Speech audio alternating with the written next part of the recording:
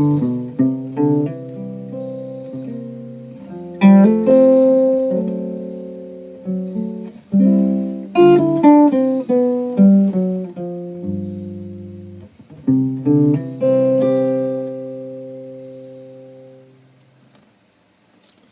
guys, Ray Gehring here with the New York Music Co-op.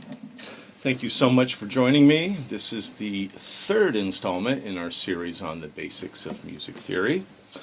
And today's lesson is going to be going over the C major scale, or just in general a major scale, and its different components and how it's constructed and what's inside of it. So what I just played in the intro was all from the C major scale with the exclusion of one particular chord.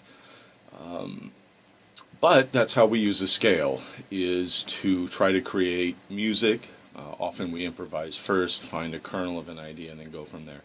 But a major scale is just simply, or any key, any scale, is just a recipe. It is not the end product. We use it to create melody, harmony. Well, there you go, melody and harmony. That's about it. So, and certain notes and such can also color what kind of lyrics we're going to use and the emotion behind the lyrics, so keep that in mind as well. All right, I'm going to bring up the whiteboard here and show you what a C major scale looks like visually. And here we are.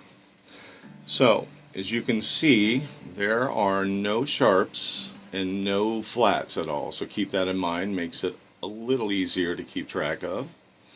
And what's below it is just simply the number in the order of the scale that it falls. So 4, which is the F, falls on, it's the 4th degree.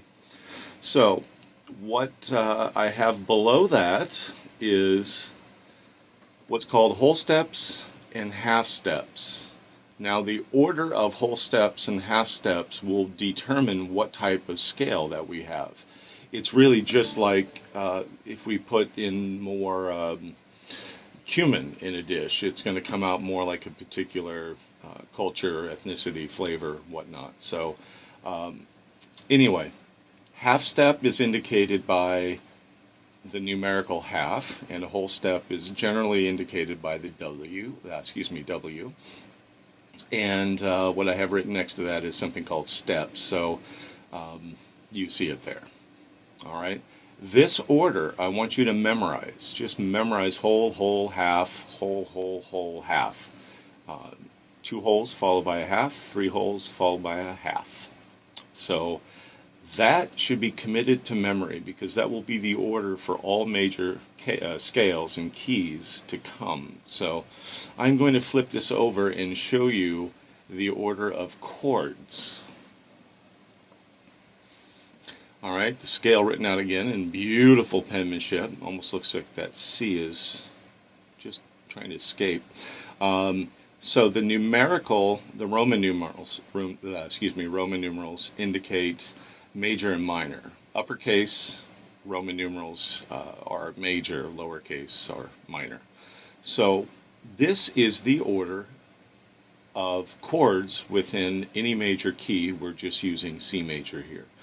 Your first chord is major, your second chord is always minor, your third chord is always minor, fourth chord major, fifth chord major, sixth chord minor, seventh chord is something called diminished, which is what that tiny little circle indicates.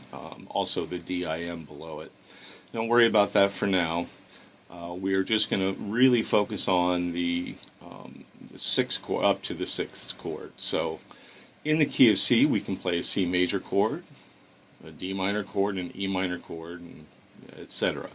Now, if you play those all together, once again, your recipe is going to be really bland. So, all right, commit this to memory, and it's always available on the internet when you need to reference it. But committing everything to memory is probably one of the most important things you can do here. Just like in mathematics, you don't always want to, you don't need to necessarily know how the equation came about to plug in the numbers to get your ultimate answer. So just memorize certain steps before you go back and figure out why those are as they are. So anyway, let me give you a little overview again. So C major scale, C, D, E, F, G, A, B, C, C, B, A, G, F, E, D, C, C, B, A, G, F, E. I'm out of low notes, so I'm going to go D, C. All right, that's it. So if I wanted to make a song, I'm probably not going to go.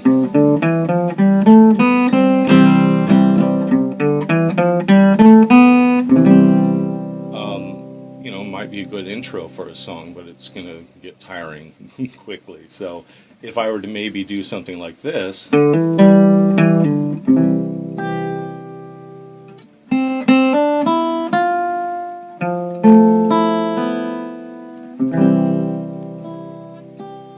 I'm using the notes and the key to enhance chords or to make some movement between it to create some sort of melodic line.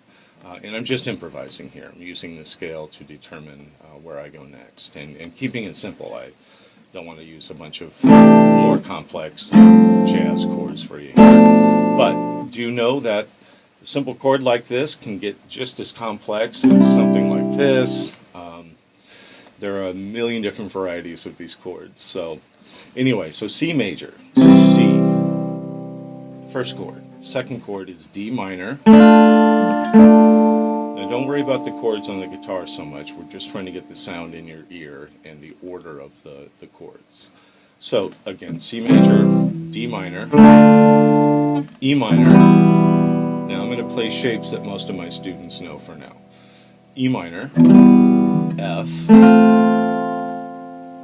G. Now I can play the G like this as well if you're a guitarist. A minor. Now there's something called that B diminished. Don't worry about that for now. Back to C. Alright. Those are the order of chords. Now again, if I just go.